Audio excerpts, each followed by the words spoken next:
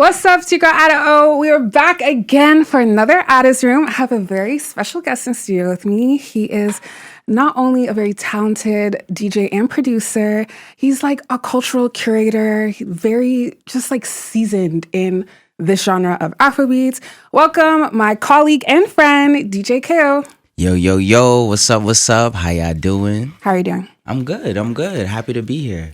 How's Toronto treating you for the millionth time? Because I know you'll be coming back. I'm not gonna lie, I'm enjoying Toronto because the weather is great right now. It's not too hot, not too cold, definitely not too cold. So I'm enjoying Toronto. It's a nice, and we've gotten to spend our time here. So it's right. Yeah, is this the longest you've been here? No, I've been here for I've been here for stretches. I'm not gonna lie. I love Toronto. I'm always out here, but I feel like I'm enjoying my trip in Toronto this time. Just enjoying the city, taking my time. Just Toronto's cool right now. Okay, cool. Yeah. No, I feel like we don't get enough respect on our name. You guys are new to discovering us, so I'm glad you're enjoying it. Yeah, I'm not gonna lie. I used to be the same way until I went to school in Buffalo. That's only 2 hours from Toronto. And I had some people that go to school out here. Yeah. Or went to school out here. So I used to come and visit and I was just okay, Toronto's a little vibe. It's I like to call it Diet New York. Diet New York. it's a smaller, it's like New York with a splash of Europe. And Europe is smaller. Right. So it's it has that vibe to it, but the culture, especially Caribbean culture, African culture, just the melting pot, just the mix of how cultures come together reminds me a lot of New York. Yeah. Yeah. Diet New York. That's such a funny one. Okay. All right. So I want you to tell me more about yourself. I mean, I already know about you, but for the people who may not be familiar with DJ KO, talk to me about the beginning of you in this industry. How did it start? So, realistically, it just started with me DJing in New York. I was inspired by my brother. He's actually 1 year younger than me, Mike West. Shout out to Mike West. Shout out, Michael. Yeah, and he started DJing a semester in college before me. And I was just okay, he's going to do his thing. That would be cool. And then I noticed that, if I wanted to DJ, with my palette of music, I would attack it very differently. He was really, really big on Afro. The guy just he gets lost in Afrobeats. He really loves Afrobeats. But he spent more time in Nigeria than me. Okay. And I was in Nigeria for a little less time. But I love Afrobeats, but I also love American music because I was born and raised in New York. Right. So my objective with DJing was I feel like these worlds could live together a lot better than people make it out to be. So that's been my goal DJing. That's how it started out. And college parties, throwing parties with my friends, then moving to New York City, getting to the DJ scene there, getting bookings, residencies and clubs, and mostly to tour, international bookings. So now we're doing stadiums. Yeah, stadiums with Coldplay. Big KO, not the little one. At all. Gotta let them know. Resume is long. It's stacked. Yeah. But I'm grateful, nothing but grateful. It's been an incredible journey just to see how far I've been able to push it. No, for sure. What was your first recollection or memory of what made you fall in love with Afrobeat, the genre of Afrobeat? Man. It's so, I feel like it's what makes my journey very full circle.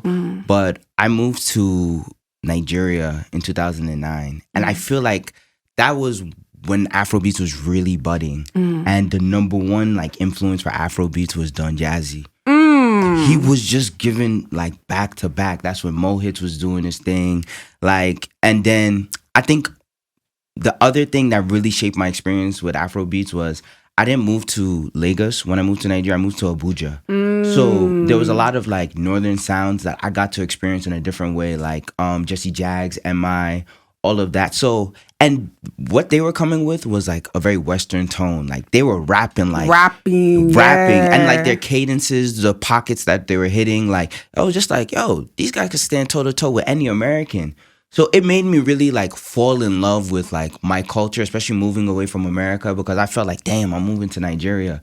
And then the music kind of like made it better. Like I was just like, if I get to have this, like it ain't so bad. Right. Yeah, so like that was really like my first couple of moments with like Afro, like that Don Jazzy era, Mo Hits, like Am I Safe, all of that. And I think like the last pivotal moment I had with like Afrobeats or like African music was like 2014 when my cousin introduced me to Alter Music. So like he's a director and he worked with a lot of them. Right. His name is Sean. Okay. And he just sat me down one day. He was like, yo, you ever heard of Nonso Amadi or Dunsi the Engine?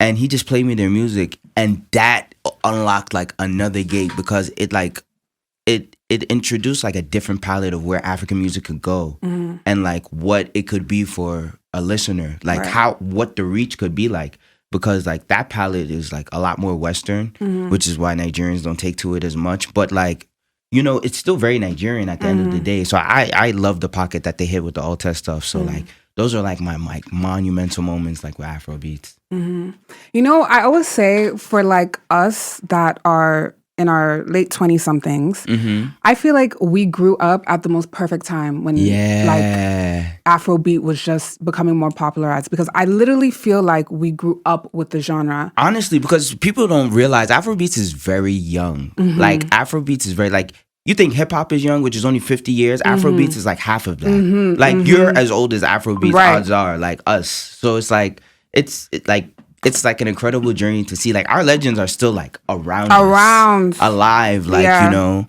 like we're able to still like even work with them potentially.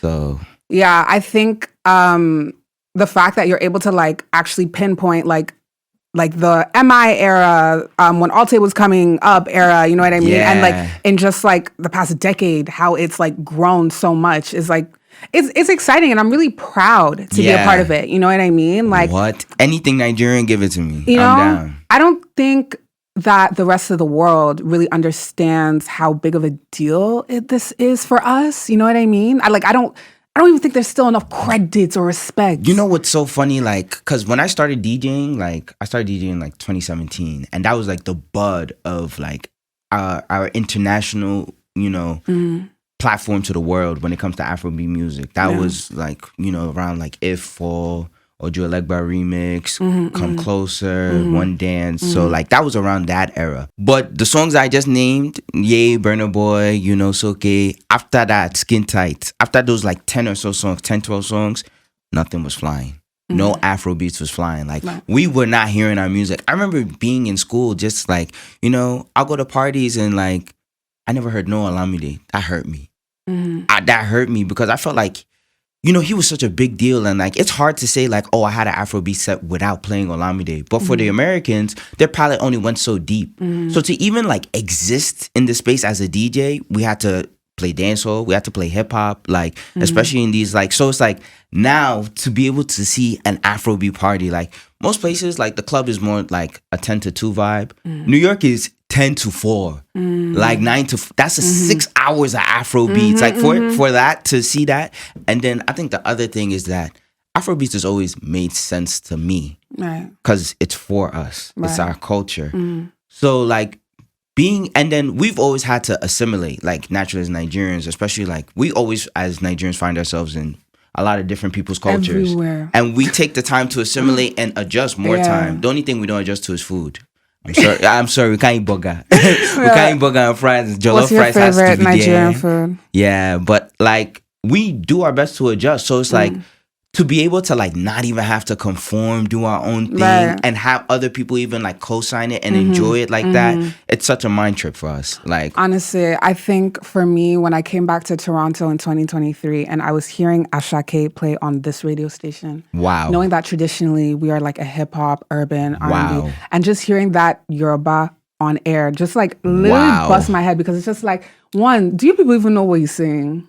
Two, I'm so happy that like, despite you not knowing what is being said, like is being enjoyed, you know what I mean? I think that is what makes Afrobeat so pure. I think that's also what makes Amapiano so pure. Yo, like it's spiritual. I was thinking that the other day. I was like, because like sometimes when I see people enjoying Afrobeats, I be wondering like, what does that feel like for like, because to not even understand what's going on, and I realized that what I'm a piano is for us, right? Because man, before I knew what a samba mean, before I was shouting it, I was yelling it, like I just felt the energy of it. So like, you know, it's like just a beautiful thing that people like tonight, like before they even understand, they can just feel the energy, like the message. Like that's really what Afrobeats is about. Like it's so welcoming. It's just like, because I feel like as Africans, we have our own struggles. Like that drum, which is the core of Afrobeats, like it's supposed to take your problems away. It's supposed to take you to another realm. Yeah. And I feel like I'm glad that people could see it and feel it for that. Right. Yeah. What is something people glamorize about your job that you don't think is so glamorous? Traveling. Yeah. I'm not. You don't like traveling? Like not for work. Like when you're traveling for work, it's very different because you're going there to work. Like this ain't no vacation. This isn't no, you know, there's sound check, there's rehearsals, there's no, oh, I'm going to explore the city. If you're lucky, if you got the time. Right. But and it's very fatiguing. Like imagine doing like 4 or 5 cities in 1 week. Like it's not as fun like as you would think. Like because if you're doing like vacation, you're relaxing, you're chilling. Right. But that's not what's going on this side. So I would like to. The only good thing about traveling, the miles add up real nicely. Period. Yeah. Moscow miles look great. Right. Shout out Ayra. Shout out Maven. Moscow miles look great. But other than that, So trying to think what else. But I feel like so work is work, but travel is like a completely different thing, no? Because like if you were just DJing full time in New York, like and you would still have like your sound check, your shows, your parties and stuff like that. Nah, because if I feel like if I was doing New York, because like the club don't really do sound checks for real. Like, and if you really know how to DJ, you shouldn't need a sound check for the club. Like, you know, it's very straightforward. Right, the sound setup, plug in and play. Like a sound check for the club is a little dramatic in my opinion, but you know, to each their own. So I love the club. It's very fun. Like, you know, like I can do that. Like as long as my bookings are fun, I'm having fun. Like if I'm in one place just having a lot of fun bookings, it's cool. I do like traveling to have fun bookings and experiencing people's different cultures. I feel like that part is fun, but it's like I think the misconception is that it's a huge part of the job. Like I think it's very negligible in my opinion. Like how much you get to experience like the traveling aspect of your job. Like you basically go to work in every city. Like, right. You know, it's a different experience every time, but it's variations of, you know, like you're going there to fuck it up. Yeah, right, like you gotta fuck it up no matter what city it is. So it's like, you know, I feel like there's that. And the other thing is like, oh, you're Mr. Outside. I hate that so much. I hate it so much because it's my job. Right. Like if I'm not outside, how will I eat? So what do you think the messaging is behind that? Like let's dig a little deeper. Okay, and I hate that too. The messaging on you're Mr. Outside. I feel like man, first of all, outside is looked at as wayward behavior. If you're outside, you're just wayward. That's how people just look at you. Like, oh, you're not doing anything serious. Da da da da. First of all, I'm outside because I get paid. Like, you know, I'm outside to work. I get paid to be outside. Yeah. You know, that's number one. Number two, I feel like, do y'all think it's lit to be outside till 3, 4 a.m. every night? Like, that sounds glamorous to y'all? It's tiring. Yo, like, I want to go home. Like, if I get my set time and they start talking about 3, 4 a.m., I'm stressed. Like, give me that 2 to 3 o'clock, I'm trying to be in bed. Right. Like, you know? Because after 2 a.m., 3 a.m., what are you looking for outside? Yeah. What more do you need? Right. Like, whatever you're looking for that hasn't happened by 2, 3 a.m., if it hasn't happened, it's not going to happen. Just go home. And try again tomorrow. I think that's a very fair point. And like people who maybe don't have the experience or opportunity to be outside as much kind of like take for granted. And that's where I feel like people end up doing maybe too much because when they get the opportunity to be outside, it's like they don't know how to act. But the etiquette that we learn from just being in this industry, the social cues, the nuances, you know what I mean? I do not like letting club lights touch my skin. That's my rule of thumb. Okay. If the club lights come on, I should be going. I've overstayed my welcome if the club lights come on. That's a good one. Oh, I need to learn that. Yep. I need to learn that. Sometimes I be getting ahead of myself still. I'll be outside with my friends and they be like when I, you know, that time when I know, like I'm a DJ. I know when the lights are about to come on. Right. I know when the club wants to chase you out with the lights. I'll be like, yo, we out. They be like, why? We having fun. All right. Let them club lights hit you. You see how disgusting you feel. Right, the shame. You want to slide the glasses on. All of a sudden, you see everybody whose wig was peeling. You was talking to her, too. Right. You like that. You like that 10 minutes ago. You like that 10 minutes ago. I'm crying. Yeah. Nah, for real. Yeah, no, that's actually a very good point. Okay, so you work with one of the biggest female artists. The biggest? Yeah. You feel me? In the industry, not only just Afrobeat, but just like music at large. Yeah. Ayra is killing it right now. I want to know, what is your take on, I guess, just female artists coming out of Africa, coming out of Nigeria, and just, I guess, some lessons that you've learned from working with Ayra? So, number one, like, I feel like I didn't know what to expect when I started working with Ayra. Like, number one, she's like the first, like, I guess, artist on that caliber that I've ever worked with, like, to this extent. So I think the thing that I felt like was most important was like, what is she putting forth? What's her talent level? What's her mission? What's like, you know, what is she about? And once I realized, like, yo, bro, number one, she's like amazingly talented. That girl can sing. She got pipes on her. Like, and then noticing that she's really like a good person, it made me like take my job more serious. Like, you know, like I feel like she's really important, and it's amazing that Nigeria has this, like, you know, to show like, yo, this is what Nigeria is about, because she's so unapologetically Nigerian, which I love that about her. She doesn't go to spaces and feel like, oh, I gotta move the way they move or whatever. Like, she takes in other people's culture very well, very like receptively, but like at her core, it always goes back to the Nigeria stuff. And I just feel like it's great to have that, like people that are proud to be Nigerian in that way, put on for the culture. Even like how she's taken Afrobeats and approached the music. She doesn't feel the need to conform. She's like, yo, I'm repping for Africa, for Afrobeats. And I love that about her. And I really, really urge Nigerians to buy into that and support that, because I feel like a lot of Nigerians have a hard time understanding where she's coming from or the mission that she's on or what she got going on. And some Nigerians feel like, oh, she's not really for us. Like, oh, you know, how she dresses, that's not what a Nigerian should do. Da da da da. And at the end of the day, I feel like she's actually one of the best candidates to represent what we have going on. 100%. Like, if only, I feel like I wish Nigerians knew how, you know, all of our stars, like Afrobeat stars, not just Ayra, but like especially Ayra, how they're regarded, like talented, beautiful, important. Like, you know, everybody is where they are. A lot of people, like everybody even knows the Nigerian reputation that we have, where we carry it. And I promise you, Ayra is the last person that's going to damage it. The last, like, she only does good. And I really, really like feel like, you know, Thames, like, I feel like a lot of our Nigerian artists, Tiwa, Simi, like Fave, all of them like deserve a lot of like support, because like they're one of our best, like they're repping for the culture in such a great way. And I just feel like, you know, a lot of Nigerians missed the mark on how they represent us and what it means to have them in the forefront. Like, you know, like I feel like, you know, they just need a lot more and more, all the support that we can give them. 100%. So that they can like really like, you know, because that's what's really going to take this better.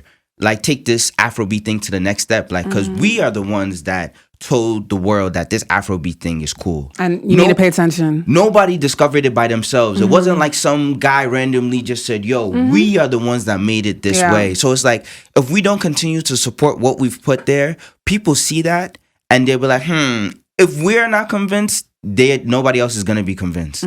So it's like, we got to, like, I don't see any other world where like we're just not supporting them, especially the women, and putting them to the forefront, because they're all doing amazing. Like, they don't let us down. No, 100%. Honestly, I'm so proud of Ayra, especially just like seeing just every single step along the way from the beginning, and all our other artists as well too.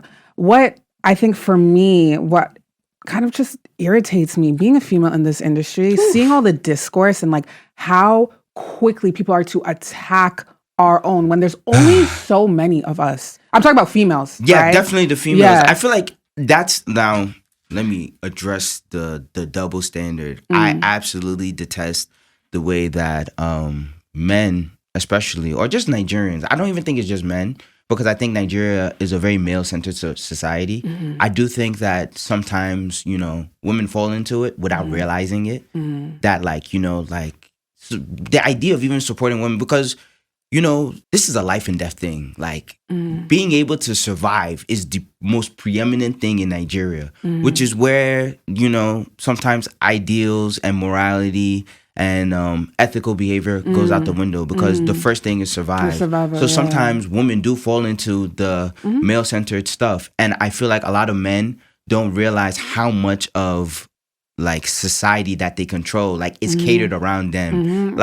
Women can't even move around Nigeria in peace without being with a man. Where's your husband? Yeah, like, your experience as a woman in Nigeria is so different. It's something that men will have a hard time understanding, because it's just not their experience. And they have struggles too that are in their face like this. So to see what's after that is really hard. But I really feel like, everybody has to, like, try their best to take the moment to be human and, like, just remove, like, the immediate struggle and try and see, like, where other people are coming from. I feel like a lot of people put their frustrations and stress on women naturally, and put them, like, they'll call Ayra all the time for, like, political stuff, but you're not gonna call your faves. I don't see you commenting on Big Three. Like, I mean, they'll comment on them in that way, but never for politics. They do drag Burner. Not gonna lie, they do. They do drag Burner, but, like, I mean, it's because, like, but, like, not, and them dragging Burner is not the same, like, how they gonna do it to Ayra. You feel me? But, like, I really feel like I wish that guys took more time to support, like, women and give them the space, because, nobody's above dragging. I'm not saying don't drag people if they're wrong, but I really feel like, you got to look at the intent and, like, okay, is Ayra, like, does she have ill intent? Is she, like, representing Nigeria in the worst ways with, like, bad intentions? Like, no, she's not. Like, she's out here repping and putting it on for Nigerian culture in a real way, like, and I think that's very valuable, because not all of us are privileged to do that. Not all of us have the chance to do that. Not all of us are blessed enough to do that. So it's like, if you see somebody in that position and they are doing it well, like, I think championing these people are, like, it's very important. 100%. I think that's what is going to take. Well, it's just one of the things that it's going to take for us to really progress as not only a society, as a genre, and just as people at large, honestly. So it's necessary. Like, if especially if we want to continue being able to say Afro, because one thing that I find interesting is that I think Nigerians have this idea that their favorite person is the person that's supposed to succeed. And the bottom line is, we all benefit from this Afrobeats economy. One person's victory opens the way for all of us to win. So it's like, if one person enters that roadblock, somebody else is going to enter that roadblock within the industry. So it's like the way, no matter whether you like it or not, whether you hate somebody and you love somebody, whether you love somebody, like, however you, like, it's better for Afrobeats for more of us to be winning. Because if the person that you hate doesn't win, odds are your fave is going to lose that same way. So, like, we benefit from this economy as a whole. We need to figure it out. I think there's just so many different aspects that, we still need to work on. I think there's a lot of infrastructural issues too that we're dealing with. Oh, for sure. In the industry, not only music industry, but, like, Afrobeats infrastructure is its own unique thing that needs its own, like, you know what I mean? I think also too, the mentality of just, like, supporting, hating, the stan culture, the pitting against each other. It's weird. Yeah, I think it takes a lot of time away from, like, the initial goal. I really feel like if you're a fan, stan, whatever you call yourself, your goal should be shedding love and light on what the person you love has going on. I understand you guys love the artists that y'all rock with, like, to a certain extent, but you shouldn't have to go out of your way to prove that this person is who you love and why you love them. Like, if you understand why you became a fan of that person, you should focus on those things. Like, you didn't become a fan to compete and just prove why this person is better than other people, especially if you really believe that. You shouldn't even feel like that person has to prove that. You should just know they're good and, like, take the joy in enjoying that's good. I really hate the comparisons, but I do understand that it's just so natural for humans. Like we always want to measure stuff. We want to be able to like know how things are progressing.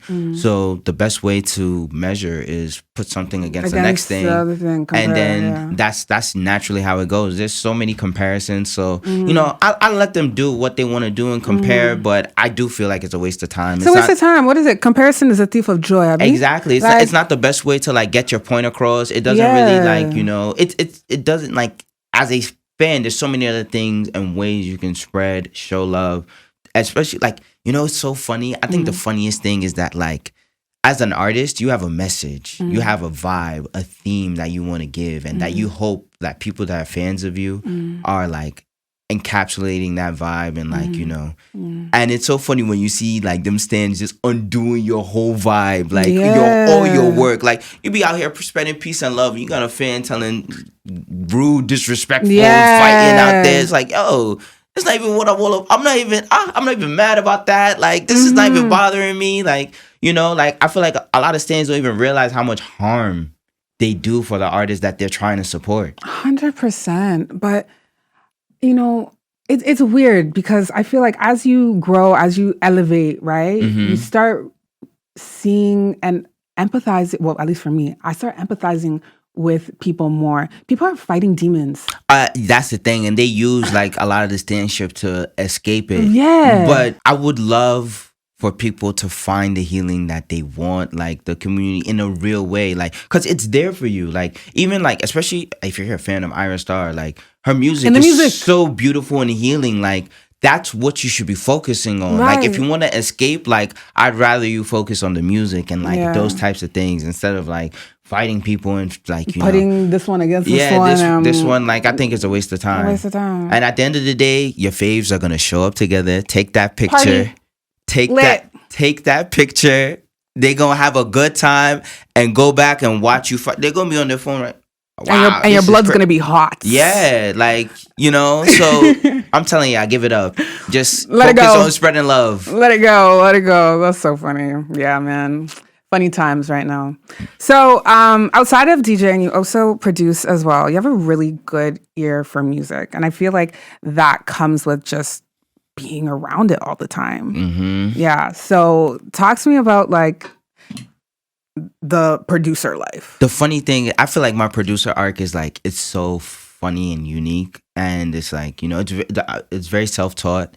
It was during the pandemic. I had like a lapse in DJing, I feel like. So, because I've been DJing before the pandemic. I'm not pandemic born. I'm a little older than that. So, but I could not understand DJing during the pandemic because one of my biggest inspirations while I'm DJing is like live energy. The crowd, yeah. The crowd. Like being able to feed off of the energy like of the crowd and being able to exchange music with them, watching them feel it. So it's just like, man, going on TikTok live to DJ made no sense to me. I couldn't resonate with it.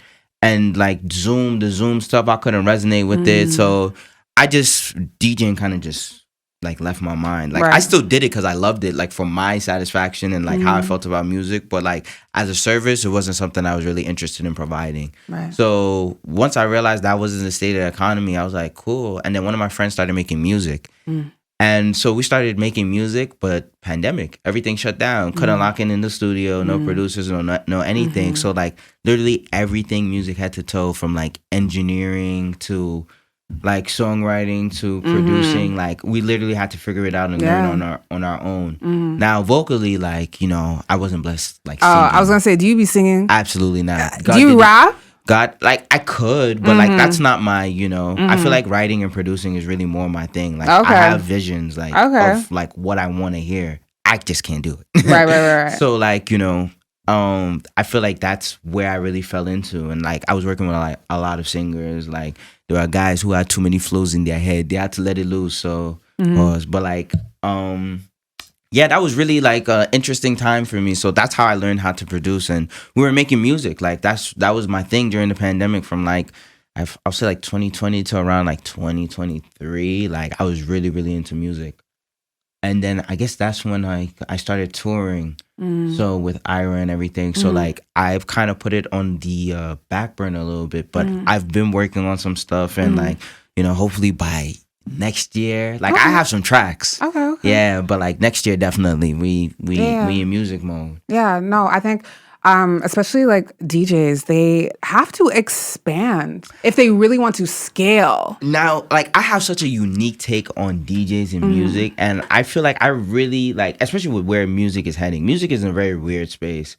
I think consumers do not have trust in artists when it comes to music anymore.